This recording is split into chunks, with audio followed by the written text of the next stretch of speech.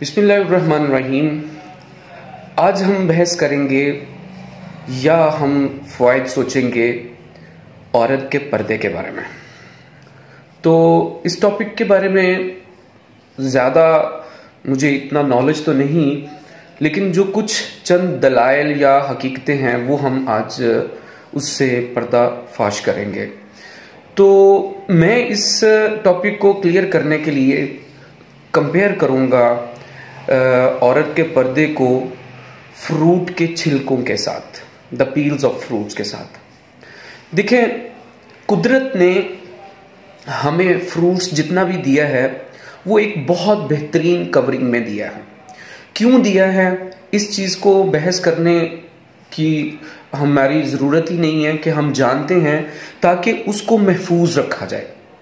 अगर एप्पल देखते हो तो एप्पल के अंदर बहुत ज़्यादा न्यूट्रिशन है, लेकिन उसके इर्द गिर्द छिलका है उस न्यूट्रिशन को महफूज रखने के लिए।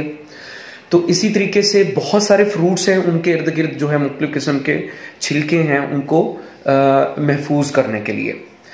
तो अगर हम इस चीज़ को ज़रा गौर से सोचें कि कुदरत ने हमें बहुत उम्दा किस्म के फ्रूट्स दिए हैं और वो कवरिंग के साथ दिए हैं। तो कुदरत ने हमें जो मज़हब इस्लाम दिया है उसमें औरतों को भी पर्दे का हुक्म दिया गया। क्यों किया गया है? क्योंकि औरत बहुत ज़्यादा किस्म की बुरी नज़रों से बच सकती है। हम समझते हैं कि औरत सिर्फ और सिर्फ मर्द की नज़रों से बचती है। नहीं, औरत जो है वो औरतों की भी बुरी नज़र से बचने के लिए भी अपने आप को महफूज रखना उनका ज़रूरी है। औरत का पर्दा ये बिल्कुल ऐसा होता है जैसे कि हम किसी चीज़ को ढांपते हैं मक्खियों से या किसी मुख्तलिफ किस्म की नुकसानदेह चीज़ों से। तो हमें उसके ढांपने का मकसद बड़ी अच्छी तरह वाज़ेह हो जाता है, समझ आ जाता है कि उनको ढांपने का मकसद सिर्फ और सिर्फ जो है वो मक्खियों से बचाना नहीं है, जरासीमों से बचाना भी है। ये सुन्नत है। तो इसी तरीके से औरत को अगर ढांप दिया जाए, उसको मतलब बुरी नज़र से बचाने के लिए, ठीक है, बुरी नज़रें औरतों की भी हो सकती हैं, मर्दों की भी हो सकती हैं, किसी तरह की भी हो सकती हैं, ठीक है। तो हम इस्लाम में इस चीज़ों को देर से समझते हैं जब वो हमारे सर पे पड़ती है। अक्सर व बेशतर लोग समझते हैं कि फ़लाँ मतलब जो है बड़ी उम्दा आला किस्म की पर्सनैलिटी है, फ़लाँ है, ये है, वो है। तो देखने वाला हर कोई बंदा एक जैसा नहीं होता, बुरी नज़रों वाले भी होते हैं। हमें इस्लाम में आला किस्म के तरीके बताए गए हैं अच्छी ज़िंदगी गुजारने के। अगर हम उनके ऊपर अमल करें तो हम एक बहुत खूबसूरत और अच्छी ज़िंदगी गुजार सकते हैं।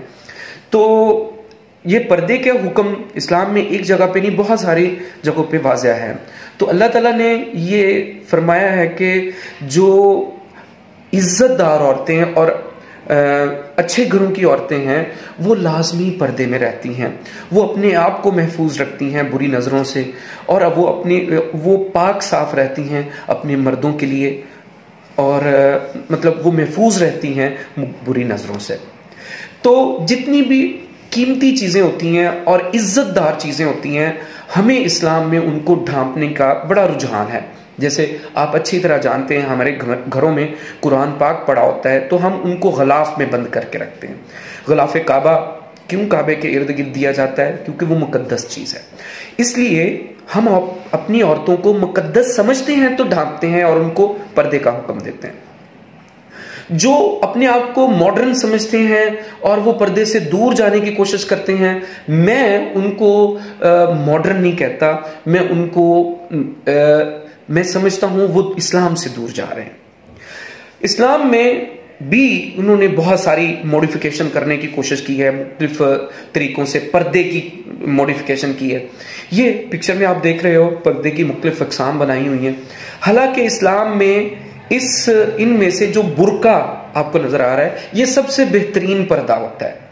पर्दा सिर्फ और सिर्फ ये नहीं है, ये जो इन्होंने दिखाया हुआ है ये 2-3 किस्मों में, इनमें से ये पर्दा बेसिक पर्दा नहीं है। अगर आपका पूरा फेस नजर आ रहा है और आपकी सारी चीजें नजर आ रही हैं तो फिर उसका पर्दा कोई पर्दा ही नहीं है। असल में जो आज भी बहुत सारे उम्दा घरानों में लोग जो हैं वो बुर्का भी पहनते हैं और पूरा नकाब करते हैं। तो मेरा यहाँ पे ज़्यादा बहस करने की इतनी ज़रूरत नहीं है। ये बड़ा क्रिटिकल सा टॉपिक है कि मैं मतलब कहूँगा कि पर्दा बहुत ज़्यादा सख्ती करके पर्दा करवाना जाए। मैं जस्ट इतनी बात बताऊँगा कि हमारी मुकद्दस चीज़ें जो हैं उनको हम ढांपने का रुझान रखते हैं। तो अगर हम अपनी औरतों को भी, अपने बहनों को, बीवियों को, बेटियों को जो है मुकद्दस समझते हैं, तो लाजमी उनको भी पर्दादारी का रुझान दे और पर्दे में रखने की उनको तलकीन करे। इसी के साथ मुझे इजाज़त दीजिएगा। जज़ाकुमुल्लाह खैर। अस्सलाम वालेकुम।